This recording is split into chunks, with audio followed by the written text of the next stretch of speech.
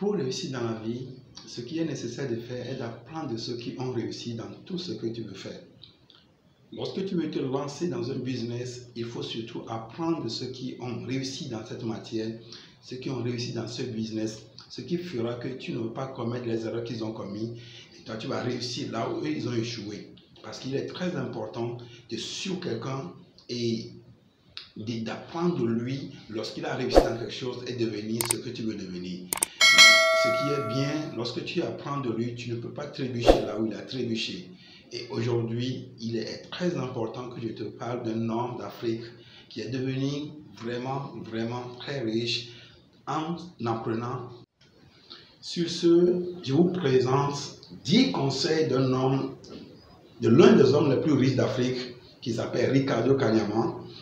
Et il est la preuve vivante selon laquelle tout le monde peut devenir riche, même en Afrique, grâce à son expérience personnelle de la pauvreté à la richesse et plusieurs années d'études sur comment réussir financièrement. Ricardo Kanyama est devenu une figure incontournable en Afrique en matière de finances personnelles. Surnommé Kiyosaki d'Afrique à cause du succès phénoménal de son livre « La chef de ma mère ». Voici les 10 conseils donc que donne cet homme, ce riche d'Afrique, aux jeunes, aux personnes qui désirent, qui aspirent devenir riches un jour. Si pour la première fois sur cette chaîne, je m'appelle Dr Aimé, je suis un motivateur en herbe. Et sur cette chaîne, vous trouverez des vidéos sur la motivation, des vidéos sur les opportunités d'affaires, les vidéos sur les conseils. Et je vous demande humblement de s'abonner à cette chaîne. Et je suis très heureux pour ceux qui se sont déjà abonnés. Plusieurs sont ceux qui passent ces derniers temps sur ma chaîne. Merci beaucoup et activez la cloche de notification surtout après l'abonnement pour ne pas manquer les prochaines vidéos et partagez cette vidéo si cette vidéo vous fait du bien. Je vous rappelle de suivre jusqu'au 10e conseil parce que 10e conseil de notre ami c'est très capital pour tout le monde. Tu peux le faire, tu dois le faire, tu dois réussir. Donc si tu veux réussir, suis jusqu'à la fin de cette vidéo, jusqu'au 10e conseil. Je suis sûr que cela te fera du bien.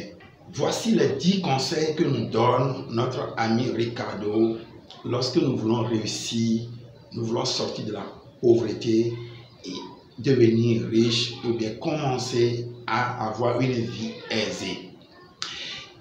Et le premier conseil qu'il nous donne dit, il faut que nous ayons une prise de conscience personnelle, que chacun de nous ait une prise de conscience. Et par rapport à notre situation actuelle, nous devions prendre conscience. Voilà, est-ce que tu vis à la manière dont tu le souhaites? Est-ce que tu es à l'aise dans ta peau? Est-ce que la manière dont tu rêvais, est-ce que maintenant tu te sens à l'aise? Si cela n'est pas le cas, réfléchis. Vous êtes peut-être issu d'une famille pauvre. Réalisez que c'est vous qui pouvez relever la famille. Prenez conscience que la pauvreté n'est pas une bonne chose. Lorsqu'on prend la conscience que la pauvreté n'est pas une bonne chose et que moi, c'est moi qui devais relever ma famille, je me demande, il y a un problème là, ça ne va pas et je dois me relever. Deuxième conseil, il me dit de travailler sur les barrières mentales. Ce qui nous barre, ce qui fait que nous n'arrivons pas à réfléchir, ce qui nous bloque, il faut que nous arrivions à travailler sur ça. Très important. Il dit la pauvreté matérielle est la conséquence de la pauvreté mentale. Wow. Si mentalement vous êtes pauvre, vous resterez pauvre.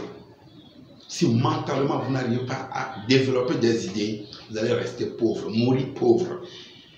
C'est pourquoi William James a dit, l'homme peut devenir riche en changeant sa manière de penser. L'homme peut devenir riche en changeant sa manière de penser.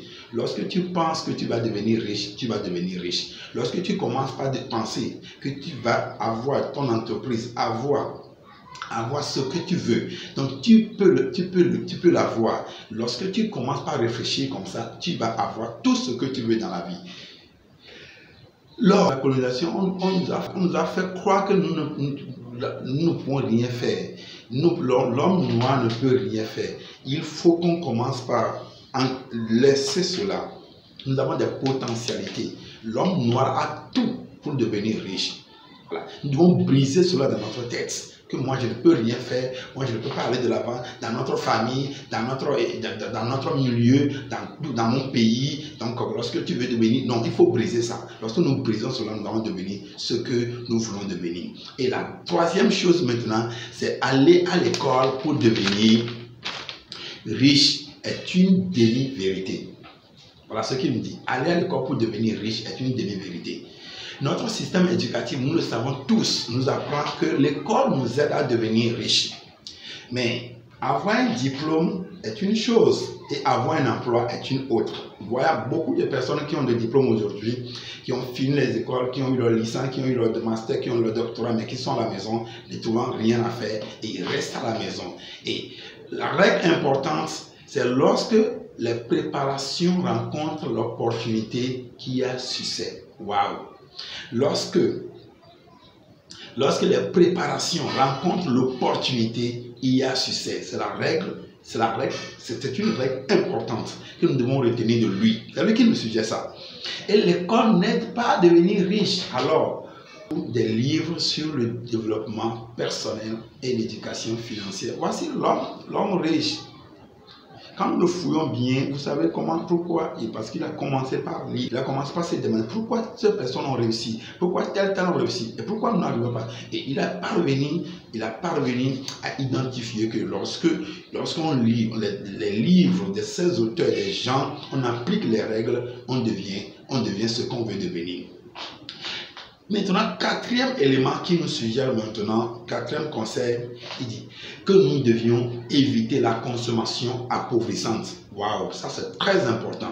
La consommation appauvrissante. Nous consommons de façon à enrichir les autres. Et nous autres, on reste dans la pauvreté. Lorsque tu achètes quelque chose aujourd'hui, c'est que l'autre lui devient riche, toi tu restes toujours là-bas. Donc, qu'est-ce qu'il nous demande de faire? Et on remarque que dans nos pays africains, les étrangers sont souvent riches et nous sommes pauvres. Dans nos pays, allez dans les marchés, allez dans les grands marchés de nos villes, regardez qui détiennent des boutiques.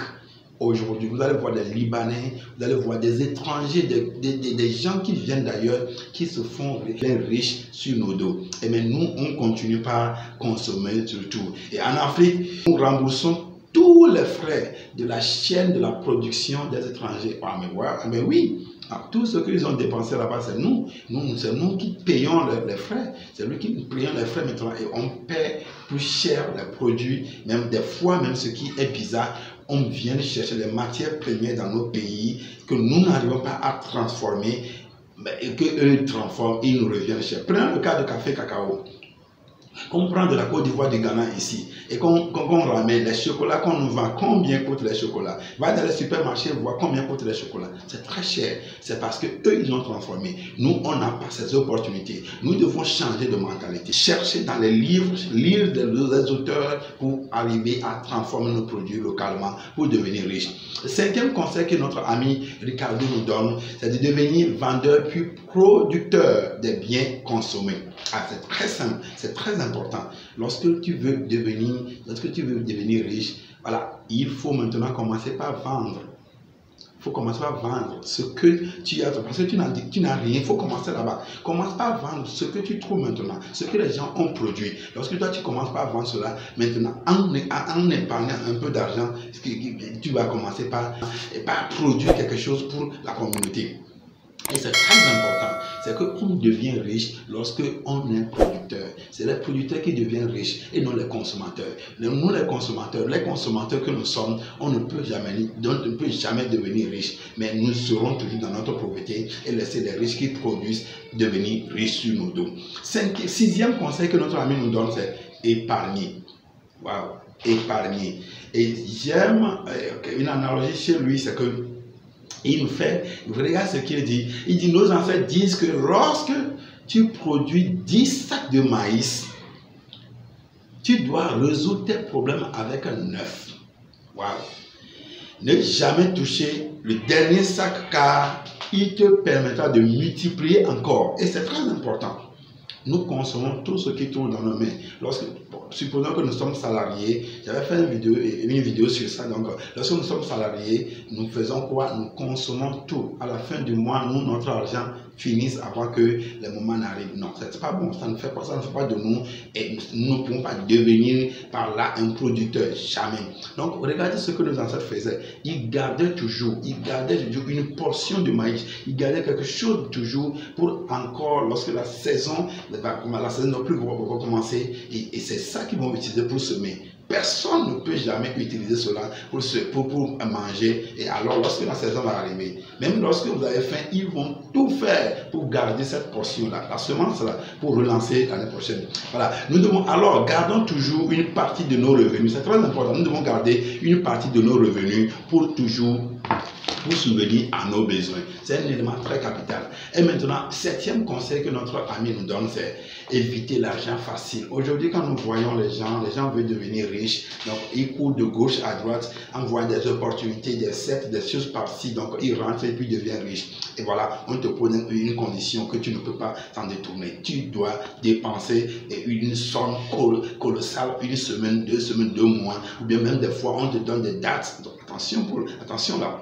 Donc l'argent facile, on doit éviter. Les vrais riches ne distribuent pas de l'argent. Oui, les vrais riches ne distribuent pas de l'argent dans les rues. Car qu'est-ce qu'ils font? Car c'est l'argent acquis au prix de l'effort et du travail.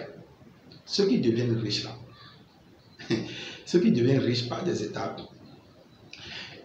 ils ne distribuent pas de l'argent au bord de la route. C'est l'argent acquis au fort du travail, de longue haleine.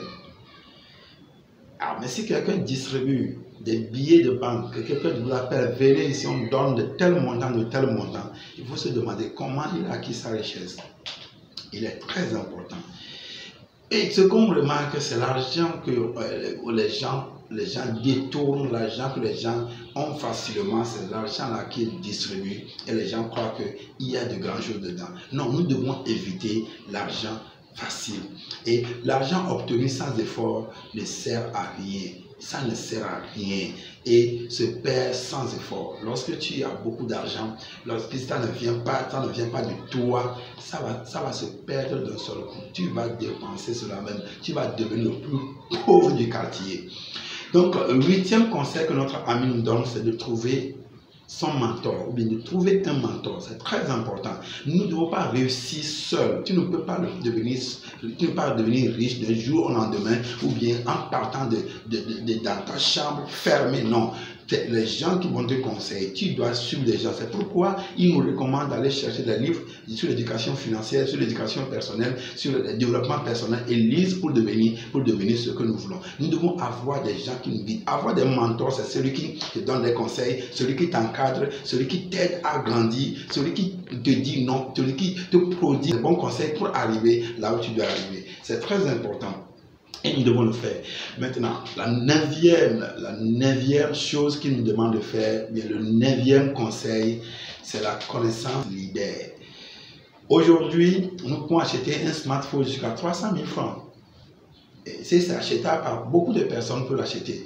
Mais il nous dit qu'un livre sur l'éducation financière ou une formation qui coûte 15 000 francs, personne ne va te dire que c'est trop cher. Waouh!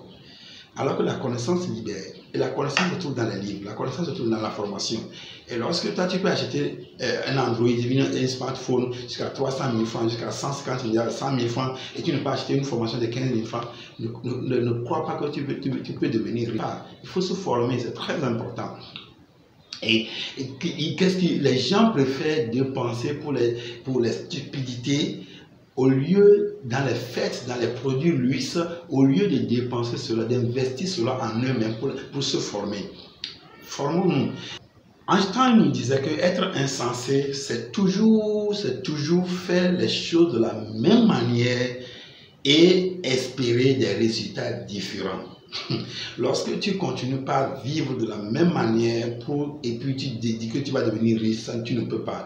Lorsque tu continues par faire ce que tu faisais depuis des années, ça ne réussit pas et toi tu veux devenir riche par là, tu ne peux pas. Il faut se former, il faut aller à la connaissance, à chercher la connaissance pour devenir libre, pour devenir riche. Et le dernier conseil que notre ami nous donne Ricardo, c'est de prendre son éducation financière au sérieux. Prendre son éducation financière au sérieux. Un enfant qui va à l'école pendant 18 ans et n'a pas un bon emploi est un investissement à perte. Wow. Alors qu'avec une éducation financière qu'on peut apprendre à tous les niveaux, regardez, qu'on peut apprendre à tous les niveaux, qu'on peut insérer dans notre système éducatif, on peut insérer cela dans notre système éducatif, nous pouvons donner aux jeunes la chance, de pouvoir créer eux-mêmes leurs emplois au lieu de se former comme des esclaves attendant que les étrangers viennent créer des entreprises et qu'ils partent travailler comme simples employés. Waouh! Au lieu qu'on se cherche à créer nous-mêmes, on entend toujours que l'État, on entend toujours les étrangers, on entend toujours que telle personne vienne créer et que moi je deviens maintenant un employé. Mais lorsque on va à l'école, et à un niveau donné, il faut commencer par se chercher. Voilà, il faut commencer par créer. Voilà combien de personnes formées par l'État qui sont au chômage et des fois on crie, on fait des marches et puis on crie au ras-le-bol. L'État ne peut pas faire ce qu'il ne doit pas faire. Il ne peut pas faire au-delà. Des milliers de personnes sortent chaque année. Est-ce qu'il peut créer des milliers d'emplois pour chaque personne? Mais nous, lorsque nous sommes cultivés, nous avons la mentalité de créateur, et ayant ça déjà, nous pouvons le faire. Nous pouvons commencer quelque part et devenir ce que nous voulons devenir. Voilà les 10 conseils de notre ami Ricardo Kanyama, l'un des riches d'Afrique. Et il est un coach, il est un formateur, il est un conférencier, il part de pays en pays pour aider les jeunes, transformer la mentalité des jeunes à eux-mêmes se prendre en charge. Très important, si tu m'as suivi jusqu'à la fin, bingo, sache que tu peux devenir riche lorsque toi et moi, nous commençons à changer nos mentalités. Nous pouvons réussir dans ce qui est difficile pour nous. Abonne-toi à ma chaîne pour ne pas oublier les prochaines vidéos. Merci.